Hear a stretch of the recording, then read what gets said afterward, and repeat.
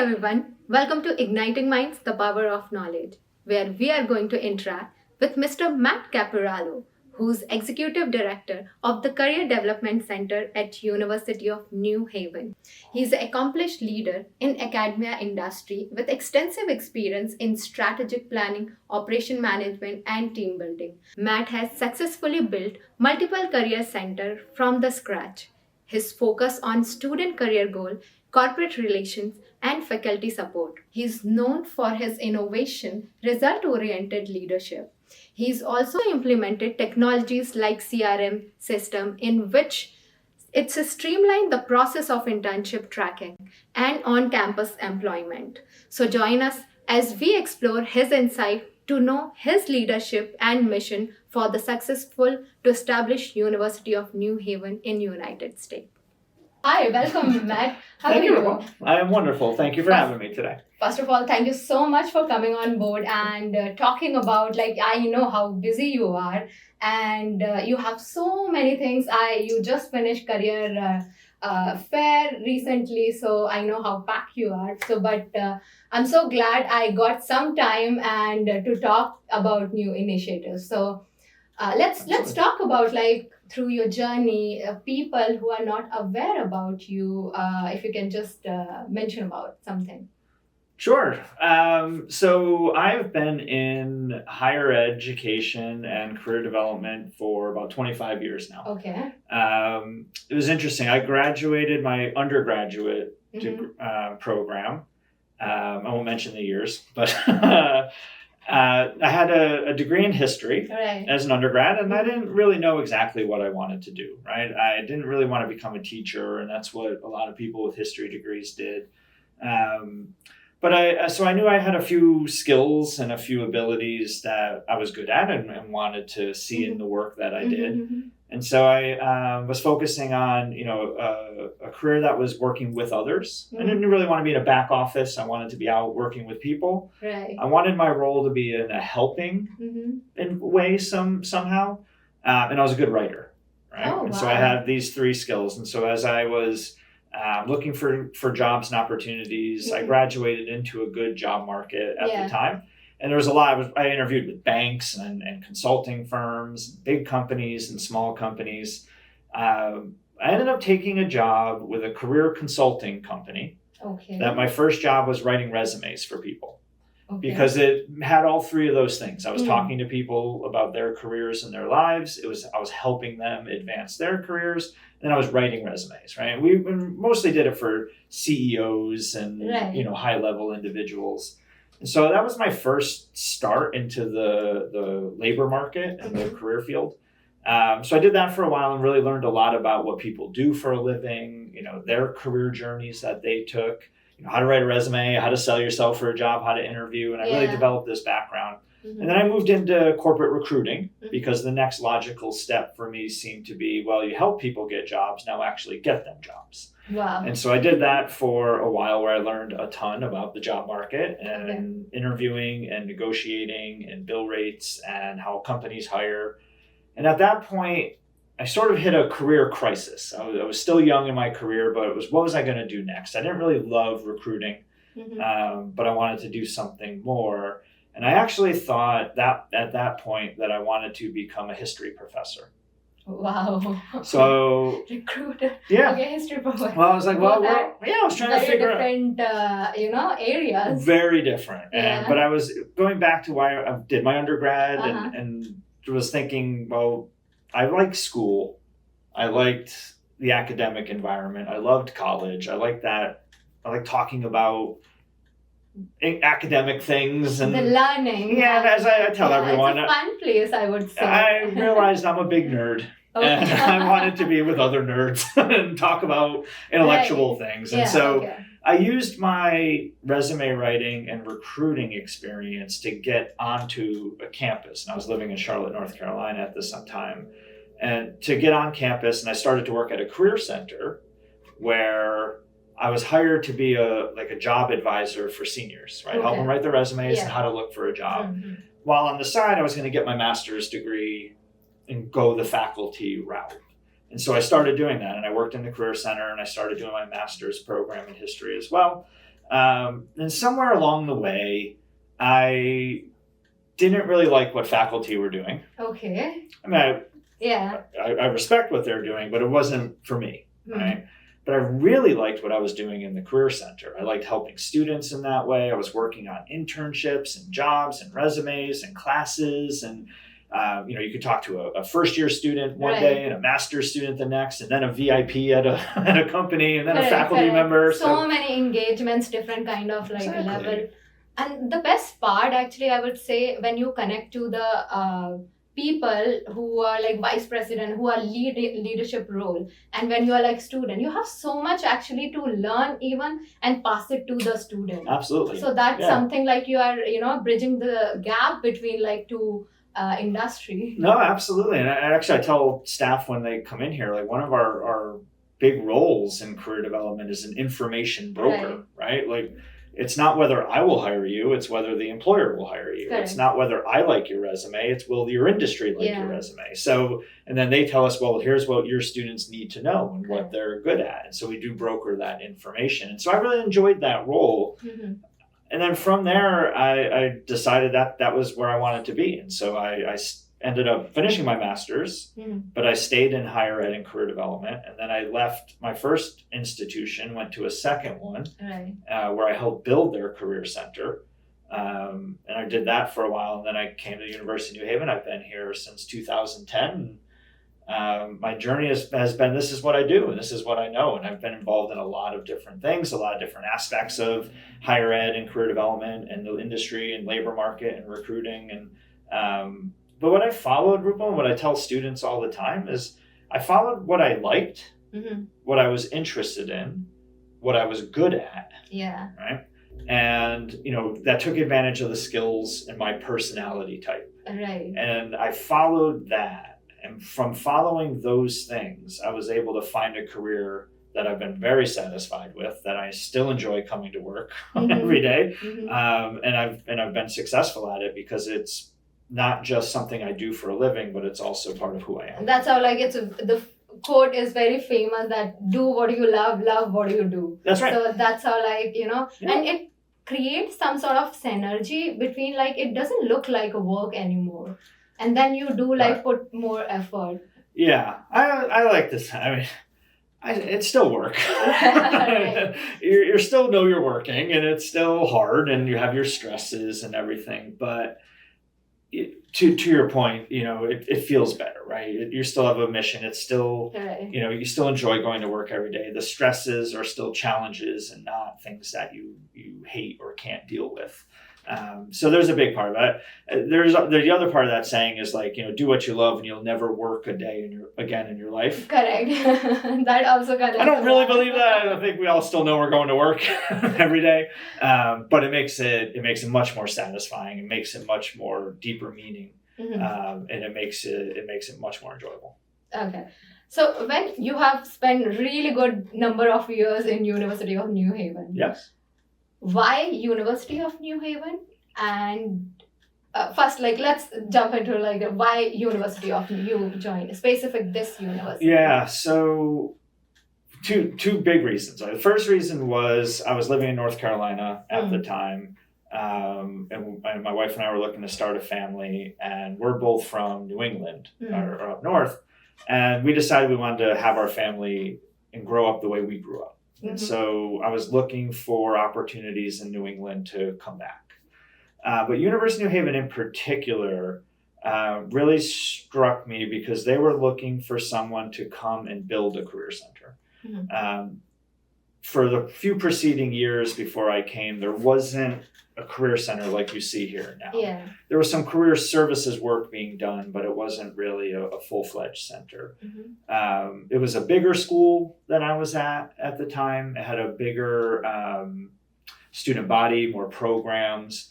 It was in not a more vibrant area, but it was in a vibrant area that I was interested in. So what I came here for was the challenge. Yeah, saw some sort of opportunity to work upon. Okay. Yes. Yep, I saw a challenge. It was start an office from scratch. I could take all the things that I've learned over the preceding 10 years in my career and come here and work with an institution that was very career focused, which was exceptionally exciting to someone in career development, to have an institution that in their mission statement and in the work that they did was focused on student work and student experiences and providing paths to career outcomes, where the faculty and staff and the president and everybody at the time was engaged in that, making sure students were successful.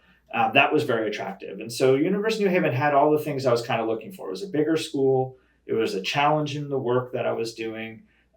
It was career focused at the time. It was in an area that I predicted was going to grow in the sense of it's, had Yale here and New Haven was on the coast, and it looked like there was better times ahead at the time. And I'm excited to say that's been very true here. So University of New Haven to me was a right place at the right time in my career.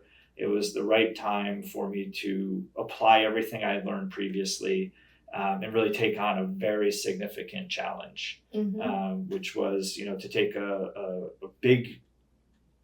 bigger university than I was at previously, build an office and try to make it into, like a leading group on campus. So I really found that exciting, and I came here and sunk my teeth into that. Yeah, that's amazing. And we are now a student has someone to go upon. Okay, like what are the guidance and all, like they need to have it. They have like some center, like, and they can talk to people. That's really amazing.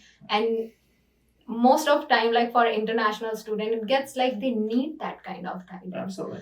Now let's talk about the challenges. Like you have literally from the scratch, you have built it something. What are the challenges you have came across? And I remember, like I was reading your profile, and you mentioned about you have implemented some sort of like technology, CRMs and all. Let's touch upon like those kind of technology, how you have built it, how you got the idea, and how it's working right now. All right, so that is an interesting story. So one of the challenges, overall that I've dealt with over the last, 14 going on 15 years here, is that University of New Haven has been undergoing its own massive growth. Right, the university's changed a lot in the last 15 years that I've been here, and then you even go back, about 20 years. It's grown in its enrollment, it's grown in its academic programs, it's grown in its stature and its prestige. Right, like everything about it has really kind of grown, and that it grew at a pace that sometimes outpaced the internal structures needed to support it. Right, so all of a sudden you've got 10,000 more students. Where do you put them? What do you do? How do you the internal structures, technology structures, procedures, policies, all those types of things. And so that was one of the big challenges over the first half of my career here, was really kind of navigating what used to be a bit of a Wild West attitude, which means anything went, right? Like anybody there weren't really policies to follow, so people just did what they wanted. Which was fine when you were smaller, but as it got bigger and bigger and bigger, you needed to start to build those structures into place. And so that was one of my big challenges, was trying to build this office, within that external environment around campus where there weren't a lot of structures to just tap into. So we had to start building those structures. One of those was the technology system, right? That the Career Center, when I came, was not using any piece of centralized technology for job postings, for student database, for employer engagement, or anything. And so that was an easy fix. I was like, well, we can fix that, right? And there was an opportunity. There were products on the market that we could just build, right, or buy and plug ourselves into. It was right around that time, after a couple of years that I was here, and we did originally have an off-the-shelf product that we had just purchased a license to and were using. But around, I guess it was 2012, 2013, something like that, I was introduced to a individual who ran a startup company, and he was looking to build one of these systems for the U.S. educational market. And it was a career center system that connected employers and students, and there was an algorithm that ran that would match students and employers together based off of their interests. And, then the career center would use it going forward. And so we partnered with that company, and I spent 2 or 3 years working closely with that startup company to design that system. Wow. The trick of it was the gentleman was coming from Israel. Mm-hmm. And in Israel, it's there's only like 4 major universities and 7 total colleges. The individuals there who are in their undergraduate programs were older because there was a compulsory military service that everybody went through first in that country. Mm-hmm. And so their career centers were more just focused on match employers and students because they had life experience. Yeah. They had, now their education. They were 25, 26 years old. And so they would just connect them together. Whereas in the US, our students our undergrad students are younger, right out of high school, and they need more services, more support, more growth and connections. And so we had to build those modules on the core of their job matching algorithm system. And so we built the student database, the employer database, the events management system, the internship tracking and registration modules, right? A resume review system. And we built all of those things into the system. So I worked on the architecture behind it, not the technical coding. They had individuals for that, but the mapping and the design and the user experience. Design it, create an ecosystem so that we can track the students and what is the actual reality of it. Okay. Yep. So and the user experience and the user interface and how faculty would use it and students would use it. And so we launched that system and ran it for 6 or 7 years. The other side of that project was to try and find funding for that company with our partnership and then spread to other schools. As startups go, sometimes it works and sometimes it doesn't. We built a really nice system. It just didn't really work. We were kind of beat to market by a company called Handshake at the time, which was also a small startup that was working in a few schools, and they had developed a system. Just over time, Handshake got the funding, right? The system we were using did not. And so we eventually sunset that system. We used to call it ChargerLink here on campus. And then we moved to Handshake at that point. But it really, I will say, right? So while that system itself that we designed and built eventually became obsolete and required the need for a change, it built the foundation. Right. And all of the policies and structures we built around it allowed for a very quick and successful implementation of Handshake last year. Right? Because as I mentioned earlier, a lot of those systems weren't in place. A lot of those policies weren't in place. Just to build that system, that tech system on campus, we had to build policies. We had to build, the infrastructure to allow that system to work. Right. And that became now the foundation for Handshake, which has more bells and whistles and had more, more things behind it. But without our experience with ChargerLink, we would have been starting, wouldn't have had that easy integration that we've had with Handshake. So after implementation, what are the benefits you have seen, having with the university? What are the major benefits you have seen? For Handshake? Yeah, for Handshake or the CRM, or all the technology you have, which you have created. What are the difference you have seen in the... Yeah, I mean, the immediate thing is engagement and reach, right? So if you don't have a tech system, especially nowadays, right, the only way students are going to get any help from you is to physically come into your office. Manual. Everything will be manual and you can't even track it. Right. And when you are in the system, then it gets very difficult for you to track it, what staff is doing and how many students are coming on. Yeah, exactly. Yeah, so you certainly don't get your data, right? Or you can, but you're doing it manually, or you're have spreadsheets all over the place. But the tech system, really created engagement for students, right? And Handshake's just taken it to another level. But it really allowed students to access career center support, internship opportunities, job opportunities, whatever, from wherever they were. right? So they could go home for the summer, but still have that access. They could be in the residence hall right next door, but still have a technological way to do it. As I'm sure you know, and many know, that college students sometimes have different hours Right.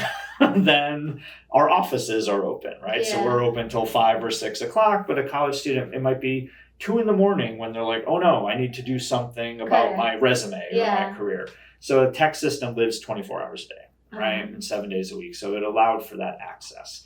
So engagement with students was a huge part. And then the second piece was reach, right? And that, again, students don't just have to come here. Yeah. We can now use the tech system to reach out to employers, to bring employers to campus, to connect with students further, to put our resources in the hands of individuals, as you're well aware, all over the world, right, where our students were coming from and returning home. So it's, in this day and age, technology is vital. And it's only getting more intrusive and more, foundational to any office on campus.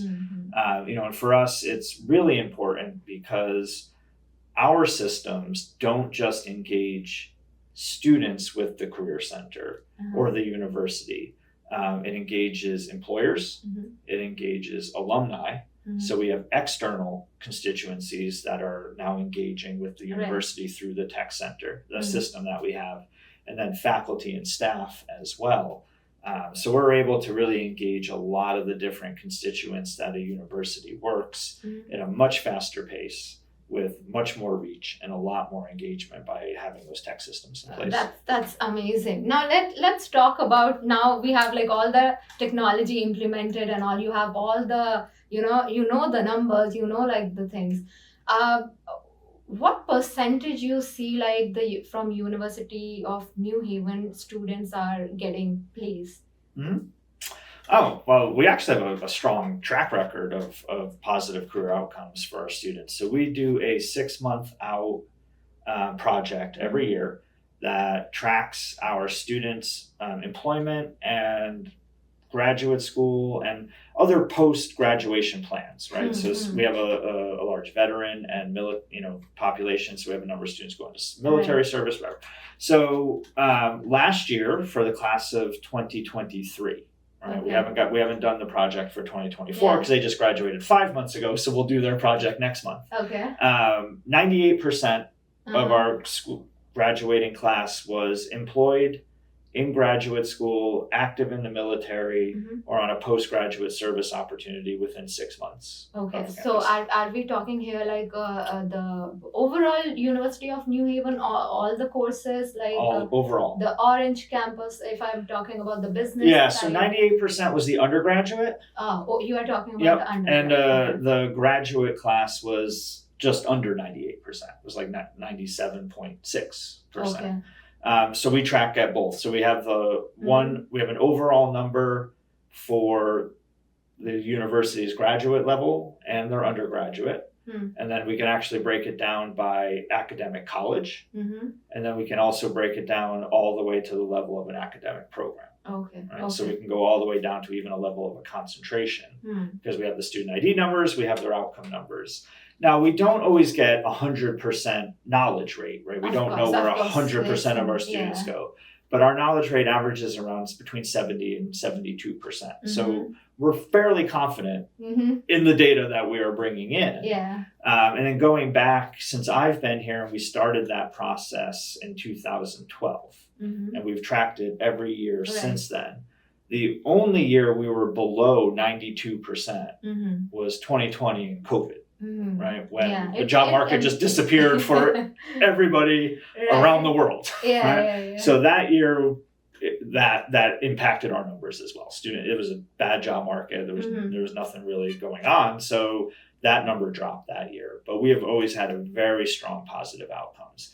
And I won't sit here and say it's all because of the Career Center, right? It's because of the institution's focus on career outcomes. It's because we attract students who want to work, who are focused on careers. Like they Yeah. pick this institution because of what it can do for them Correct. in their careers going forward. Our faculty are engaged in that process. Staff are engaged in that process. Our alumni support it. We have good business partners and community engagement as well.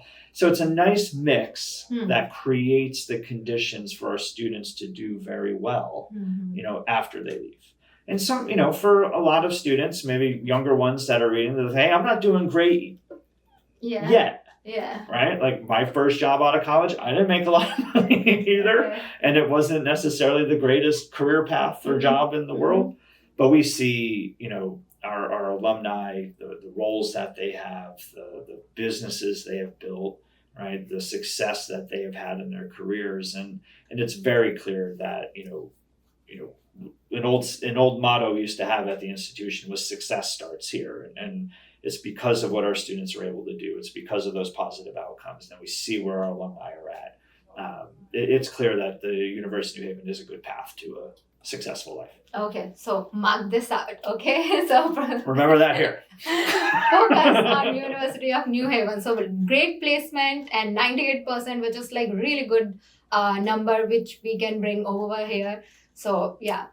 Now let's talk about the current situation. As an executive director, you are handling like a lot of plans, a lot of things, implementing all together. Yes. What are the challenges you are facing right now at the moment and your focus area in 2024? Yeah, so our biggest challenge, I think, is scaling operations to support all of our programs and students. So we don't have a huge population of students, right? We have 11,000 students. So we're, medium small, right? There's some schools that are really, really small. Yeah. They have 2,000-3,000 students. There's some universities that are really huge. They have 40,000-50,000 students. So we're in the middle there a bit. But we have 5 academic colleges and close to 150 different academic programs built within to that, right? We're still a relatively small office, so we're a centralized office, so we support all of those students, graduate and undergraduate, across all of those colleges and all of those academic programs. So it can be a challenge. Our challenge is, how do we support all the students from all of those areas when we don't have necessarily all of the staff for that, right? And so it's a constant challenge. Is it, how do we have enough people to support the students when they need help, right? For their career advising or resumes or things like that. Personalization to each department, or probably like. Yeah, and it's just we can't, right? So we have 3 professional career advisors for 11,000 students. Okay. Right. So that ratio is almost 4,000 to 1. Yeah. Individual attention for all 4,000 of them is it's not the model we can run. Right. So the same thing on our employer side, right? We have all of these different students, all these different programs, and then you add in like how many careers that equals up to and how many industries, right? We're not able to necessarily have one employer for every industry or that comes down. So scale is a really huge challenge that we have. So we try to build structures and models to deal with that. Okay. Right. So instead of trying to get every single student to make an appointment with us, we try to integrate career development into the things that students are doing already. So it's part of the classroom experience. It's part of the internship programs. It's part of athletics. It's part of residence life. It's part of, right? It's just there and it's coming from all different directions. So it's more of a career everywhere approach than you can only get help in the career center. We use systems like Handshake now and, our other technology systems to help support students. We just launched a AI-based resume review system for students, so they can put their resume into the system and get an AI scan to help them, build a resume. We have an AI-based mock interview system, right? So we're trying to use technology to help us scale as much as we can. But our overarching big challenge is we want our students to be successful. Right? So trying to build programs and partnerships with organizations and engage our alumni is a fun challenge that we have. So we're out there really trying to build new programs, new initiatives, and really think of what employers need and what our students need and what employers want and what our students want. And we try to make pathways to align for that. Try as to much as understand possible. the expectation from the employer and then like pass it to student. Like they Right. have to be in that way. Yeah. What about like the staffing? Like as you mentioned, like the student ratio and the staff is like a little bit, not matching perfectly. So are you planning to increase the staff or like how are you going to tackle that one? Well, I would love to increase the staff, but it's not necessarily my decision alone, right? Obviously, as an office within the university, there are budgets and I think any office on campus will tell you they're understaffed or or under-resourced. It's just, and I think that's true at most places. They'll always tell you, I could always use one more, right? So we try to deal with that in creative ways. Like one is when I talk about that career everywhere, right? So, and myself especially trying to own every piece of career development that goes on this campus. We have to help support the faculty and staff who are doing it themselves. Give them the resources, right? Help them out or get out of their way if they're doing really good work with their students. We try to leverage technology as much as we can. We try to leverage alumni and employer partners. So we have workshops and programs and events that we have our employers deliver instead of us assigning a staff member to it as well. We try to work with the leadership on campus to build some of those structures that help support things. We also rely very much on our students and our student staff. So we have 13 student staff members that work in the office, and they are not office help.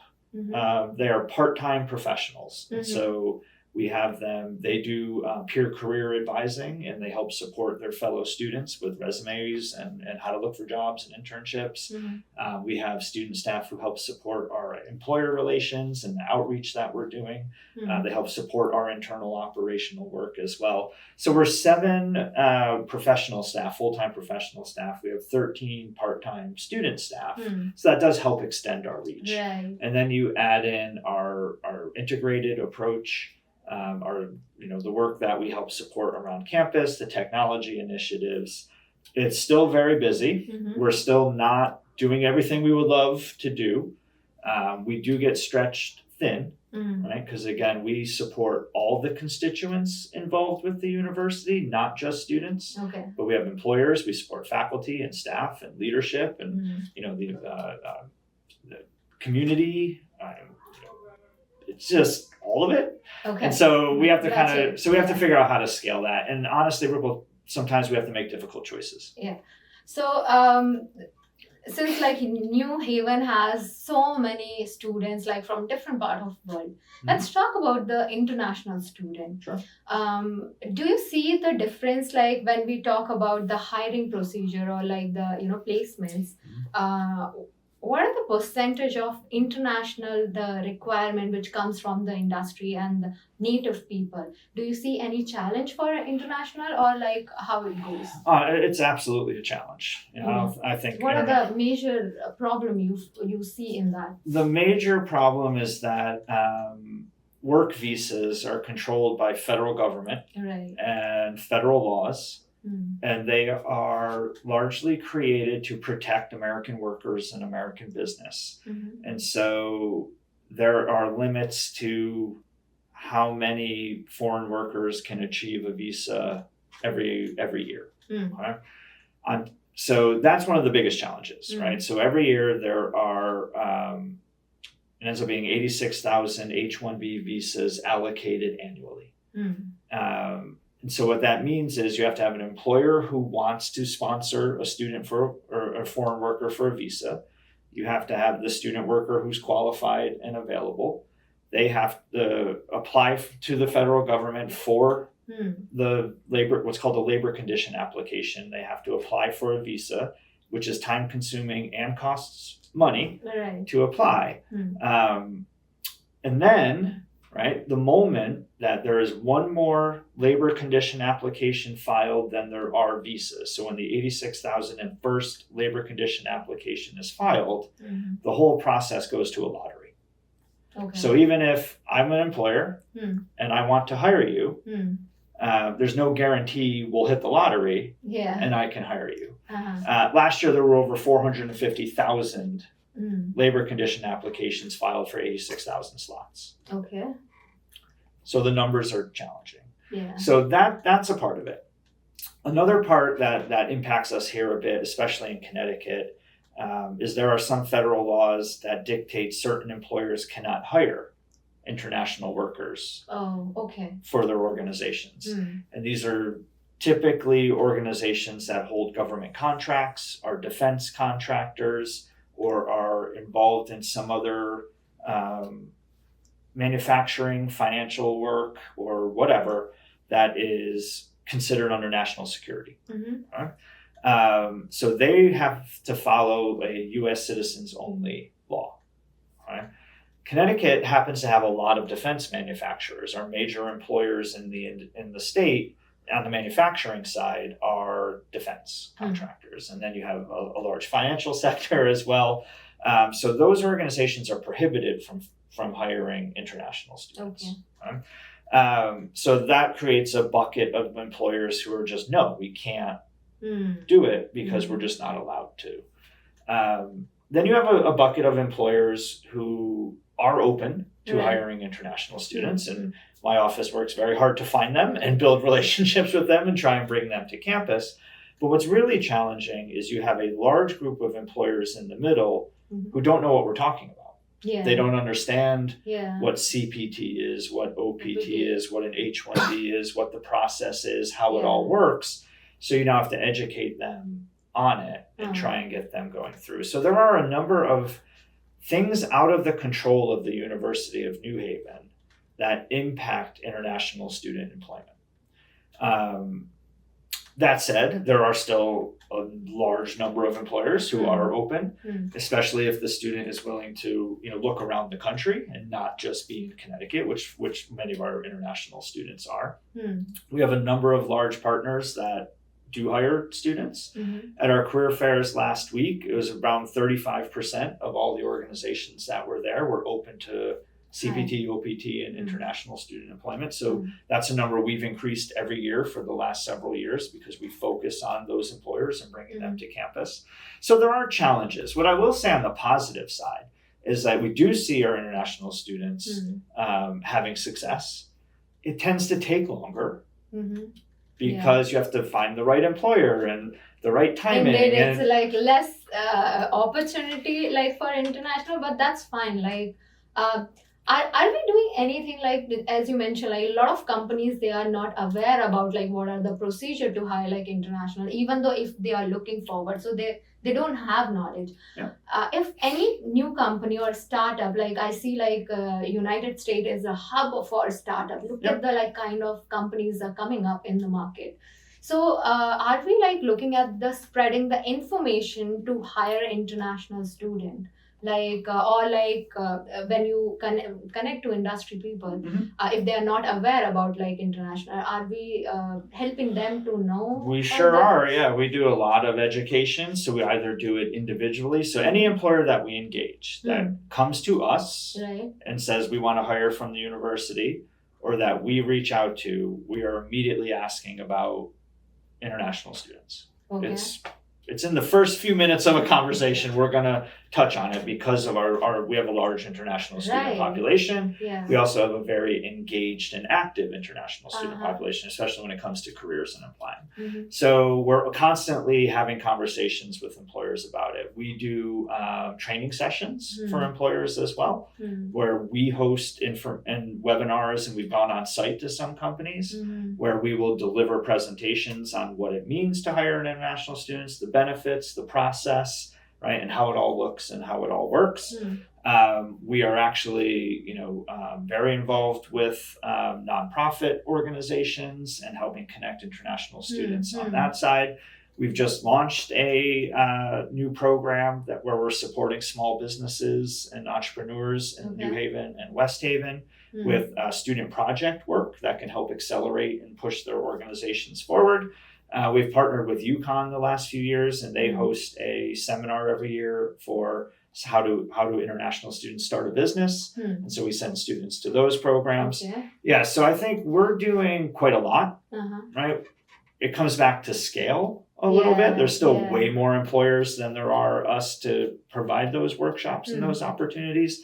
But as I said, we have very successfully increased the number of, what we call international friendly, right? Not that they're unfriendly to internationals, but in our language within the job market, they're friendly to hiring international students. We've increased that percentage engaging on campus every year for the last several years, and it's a topic of every conversation that we have. Our work here is focused on it. I have one individual staff member in our employer relations who it's their predominant focus is on that type of finding those employers and recruiting those opportunities.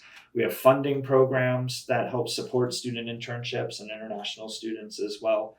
So what we kind of get with students like in this moment is that we might not be scaling up as fast as their short time here.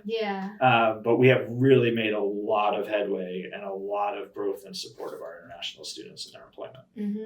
Then, since international student, there must be you come across some mental health as well. How do you deal? Because it's all about the budget. So much stress, about the career. You're completing your, your course, and so student would have been so much stress out, and they come to you. How do you handle those stress, and how do you manage those number of students all together, because they gonna graduate, all need a job, and you are telling it's so much challenging for an international student to get the right company. So how do you handle? Well, I mean, first and foremost, we try to take a very welcoming and friendly approach here in the Career Center. That we'll listen to you, and we'll listen to those stresses, and we sympathize and empathize and understand those stresses that are involved. And so I think we start from a place of yes, everything you just said. Yes, we agree, we understand, and they're right. That it is stressful and it is hard and it is time consuming. Certainly if we hear or learn of our students having really acute or specific mental health, then we will connect them with the resources that are available on campus, most importantly. But I think just in a general sense, we kind of really try to refocus students to focus on what they can control. Right? So you can't control how many visas are available every year. It's hard to control whether the company knows what we're talking about when it comes to CPT or OPT. You can't really control who else is applying, how qualified they are, where they're from, right? So there's a lot of factors that, students get stressed over because they can't control it, right? Or because it's the unknown in a lot of ways. So we try to direct their attention to the things you can control within a job search, right? How hard are you working at your job search? How are you networking, right? How are you taking advantage of all the resources that are available, right? Are you is your resume in shape, right? Are you practicing your interviewing? Are you getting out there? Are you building your LinkedIn? Are you are you just on LinkedIn collecting connections, or are you working them? Are you actually actively going? And so we try to change their mindset from, there's all these things that are blocking me, to here's what I can control, so let me put my energy into that. And what we tend to find is, it's not going to cure everybody. It's not going to make it easier for everyone. But what happens a lot with job searching, not just international students, but all students, is that they tend to take a more passive approach, which is you wait for a job posting to appear, you apply to it, which these days means put your resume in line, and then you sit back and wait for it, right? I mean, we're exaggerating a little bit, but and so you have no control of that, right? Now you're passively waiting, and what would you say? 99 out of 100 times you hear nothing, not even a thank you from the company for applying, right? You get nothing at all. So that is defeating, right? And that really makes, job searching even worse. Yeah. Right. So if you can direct your attention to, how am I reaching out to people? How am I networking, right? What extra work am I doing? Okay, I applied, now what? And you turn your approach to a more positive focused approach and a more active approach. Then you start talking to people. And at least if they say no to your face, and at least and you can move on and you have some closure to it. But what generally tends to happen is eventually someone says yes. So you literally, divide the attention rather than just thinking about the problem. Think about the action. Right. What are the efforts we are putting? So that's how you handle the particular situation. Yeah, just let's focus on. I can't make it easier. Right. I can't increase the number of visas for you. I can't make a company say yes if their policy says no. I know. Right? It's But let's focus on the companies that do say yes to international students. And we have a system called Interstride that we leased specifically for international students, and it connects the top 500 sponsors of H-1Bs and pulls their job postings and internship postings into one place. You can research how many visa applications they've done, the types of positions that they tend to file their applications for. So focus on those, not the ones who say no. Right. Right? And so if you can turn your attention to the positives, right, and focus on these are the ones I'm going to work, you're going to have a higher chance of response and a higher chance of success than, the old saying of shooting in the dark and hoping you hit something. Absolutely. Now you are in a leadership position over here. You are handling multiple staffs and all. Tell me three things which inspired you to go every day, to with the same motivation to run every day. Yeah. I like fixing things. Okay. I like being creative and solving problems and fixing things. And so there's always something to fix, right? It's not endemic to the University of New Haven, but as I mentioned before, we have a lot of growth that we're still contending with, and so there's always something that we can improve or work on. Okay. So that's one thing. I like being involved in things that need fixing, need a solution, and kind of being creative on. I don't really like doing the same thing over and over again. So I like new ideas and fixing things. So I think that's one. I am really focused on our student success. Okay. So on result. Yeah. Like that our students are getting internships and getting jobs, whether it's coming from my office or my connections or not. I don't care. But we want to set those conditions. And so, I'm really motivated by that. Right. And it's something that, the crop of students changes every year and their interests change every few years. Their generation changes and they approach work differently than before. Yeah. And so I'm really motivated by that and making sure that we're adapting all the time, right, to that and really focus on that student success. I think the last thing for internally, I take a lot of pride in the places where I work. Right? And so, when I worked, for that small career consulting firm, my first job ever, I wanted it to be the best little consulting firm, and what part can I play in doing that? Yeah. I worked at 2 other universities. I made a sacrifice for them. I made improvements. But I want that organization as a whole to be successful. And so now that I'm here at the institution, at the University of New Haven, I think it's my background in history has really instilled in me an ability to see big pictures and see bigger contexts, right? So I'm not just a career center with some work to do. The Career Center is connected to the greater mission of the university, which includes admissions and retention and outcomes and faculty and community engagement and all these different things. And so I'm really focused on committing, the university to being successful and being a part, having the Career Center be involved and play a role in all those important parts of the university, because that will then bring my staff the recognition and credibility that I think they deserve. That's how they'll get their raises and promotions, and hopefully they all launch off into their own long-term successful careers. So really that's something that drives me every day. And I think any success that I've had comes from not really focusing solely on my own success, but the success of the department within the university and the people that I'm leading and supporting. And so that's kind of what keeps me going.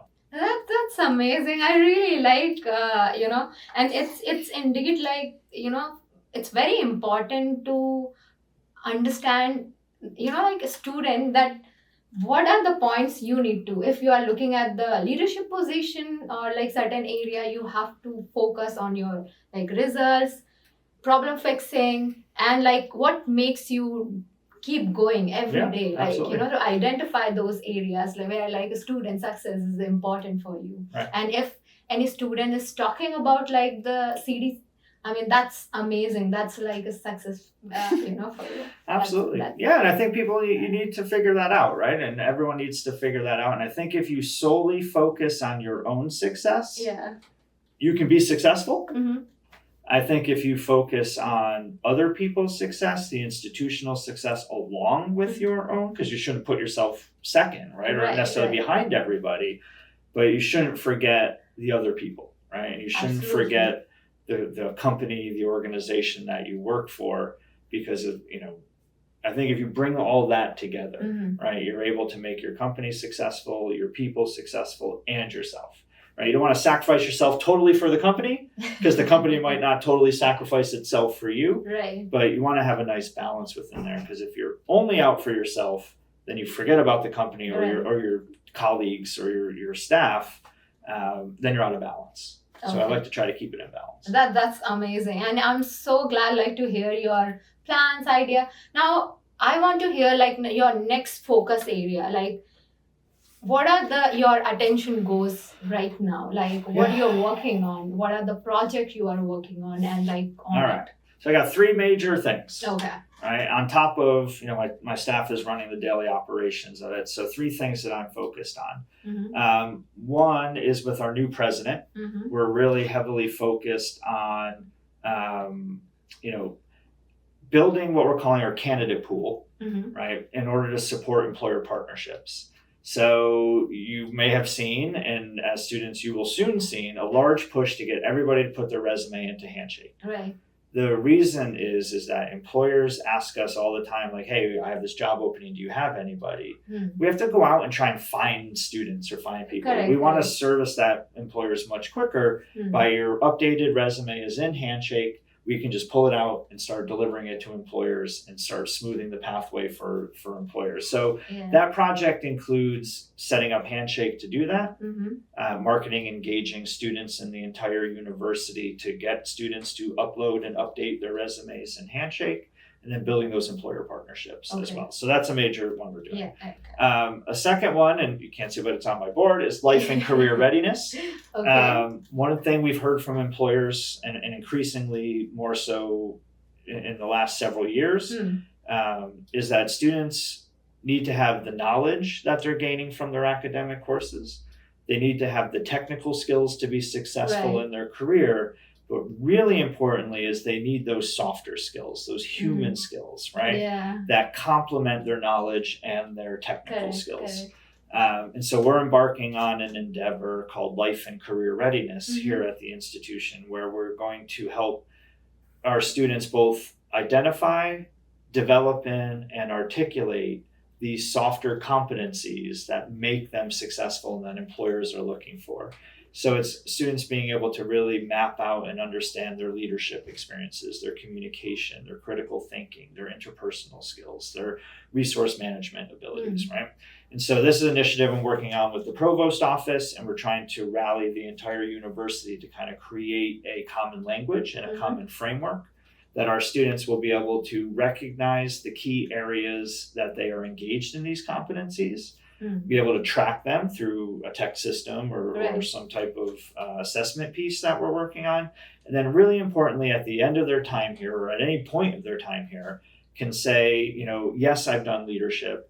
these are the key places I've done it. This is my leadership style, Mm-hmm. and this is what I now bring to my life and to my career because of it.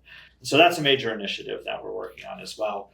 A third one is called Helping Hands, CT. Mm-hmm. This is an umbrella program that I'm working on in concert with a number of other individuals across campus, where essentially we are creating an ecosystem of support for small businesses and nonprofits by getting funding that helps support students doing internships and project-based work to help small businesses and nonprofits accelerate and build out. But the student gets compensated, the small business doesn't have to pay for that support. And the university is positioning the growth of our community in West Haven and in New Haven as we build out. And so we've built the internal structures. We're starting to build those partnerships with the cities and with entrepreneurship circles. And then we'll soon have students being deployed out all over the place working on these small projects and working in internships, and all of the funding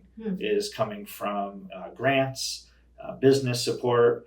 We're having a golf tournament in October that we're going to raise money for it. And really the money that comes in is designed to go to students and then help our businesses and nonprofits. And so those are, my three major focus areas personally and as the leader in the Career Center, while we're doing all those other things we just spent the better part of this podcast talking about. So many stuff like going on. So one success story which you remember and very close to your heart.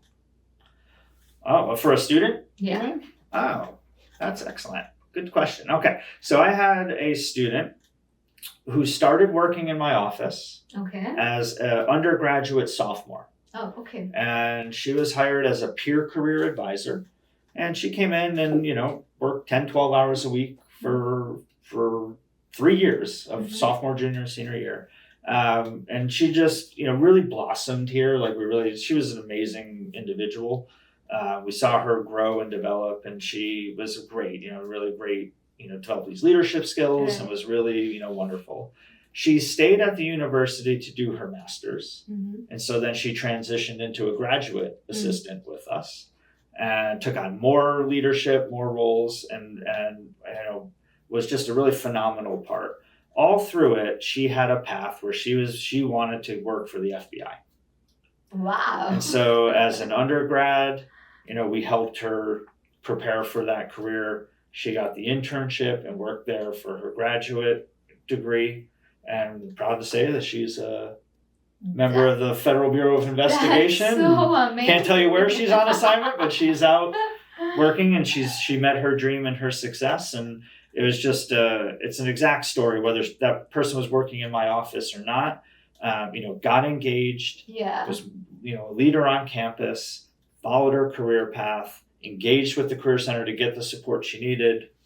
Sometimes it's all about student willingness to grow and participate. And when you see I'm pretty much sure you would have come across so many students this girl is to see wow, I mean how they have been 3 years they came, how they were and now they're going how they are. It's incredible. In fact, one of our graduate assistants just came back last week, and she's an international student, had worked with us and just got her job and is moving to North Carolina to start her career. Wow. Right. And so just seeing those things come through, it's like I said, I like to see that type of success. It's in the end, it's why I do what I do. Right. Like I said, it's not so I can put a certificate on my wall. It's right. I'm only as good as the students who are being successful. And so it's the big motivator. Do you still in touch with your students who are or sometime with it's really interesting. So my first job at a university, I was only 24. Okay. So the seniors were 21 or 22, and so there were a number of them that I actually became friends with, and that I'm still friends with to this day. And now our kids know each other, and so I definitely stay in touch. They come back as alumni. I see them on LinkedIn. I have contacts from students of mine from the first two institutions that I worked at, this was now 15 years ago, that I connect our current students with for internship and job opportunities. That's so amazing. So building a big network is not just something we tell students to do, like we're doing it ourselves, and it really does pay off in the long run. Indeed. Networking is something where like I heard like network is your net worth. It's absolutely 100%. It's absolutely true. I've always said, like, talk about the when they first invented the wheel. Right, like who they get to help them spread the word? Their best friend, right? The person next to them, right? And that's how it's. Networking is very important, and it's always important to remember that it starts with the people you already know. Yeah, it's not about necessarily meeting strangers yet. Correct. Start with the people you know, then who do they know, and then just keep talking to people, and eventually you have a large group. But my biggest network is people that. Former students, former colleagues, then I can tap into their networks. But it's hugely important. Yeah, indeed, and totally agree. Now let's jump into the next round of podcast, which is quick fire. Okay.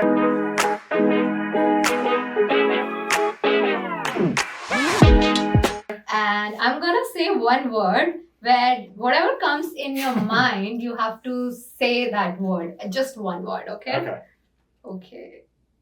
Let's start with career. Success. Development. Engagement. Mentorship.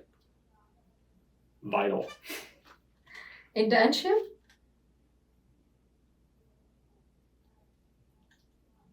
Trying to put it in one word. How about necessary? Okay. Guidance.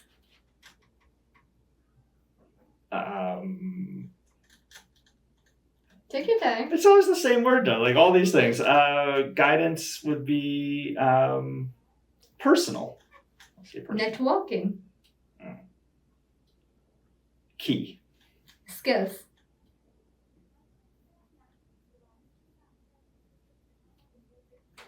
Foundational. Experience. Process.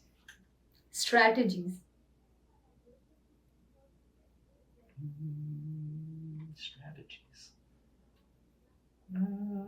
Let's call that, I'll say important. Okay. Yeah. Empowerment.